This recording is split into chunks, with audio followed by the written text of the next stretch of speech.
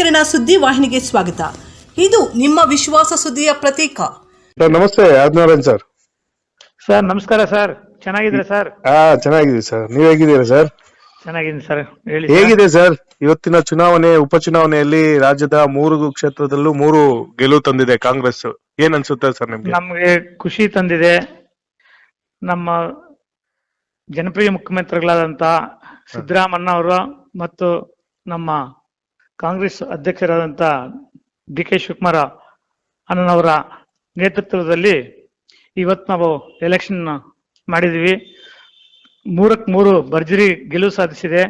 ಹಾಗೆ ನಮ್ಮ ಹೆಣ್ಮಕ್ಳು, ರಾಜ್ಯದ ಹೆಣ್ಮಕ್ಳು ಕೂಡ ನಮ್ಮ ಪರವಾಗಿದ್ದಾರೆ, ಜನತೆ ಕೂಡ ನಮ್ಮ ಪರವಾಗಿದ್ದಾರೆ.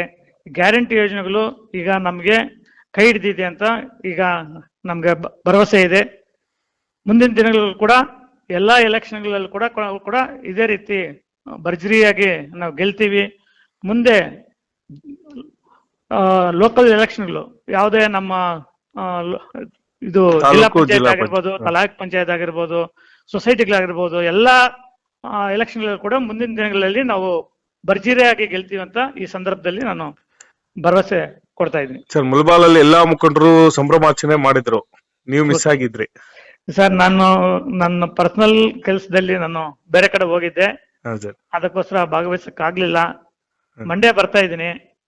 ನಾವು ನಮ್ಮ ಮಂಜಣ್ಣ ಅವ್ರದ್ದು ಈಗ ಸಹಕಾರ ರತ್ನ ಪ್ರಶಸ್ತಿಗೆ ನಾವು ಒಂದು ಅವ್ರಿಗೆ ಸನ್ಮಾನ ಕಾರ್ಯಕ್ರಮವನ್ನು ಹಮ್ಮಿಕೋಬೇಕಂತ ಹೇಳ್ಬಿಟ್ಟು ನಾವು ಅನ್ಕೊಂಡಿದೀವಿ.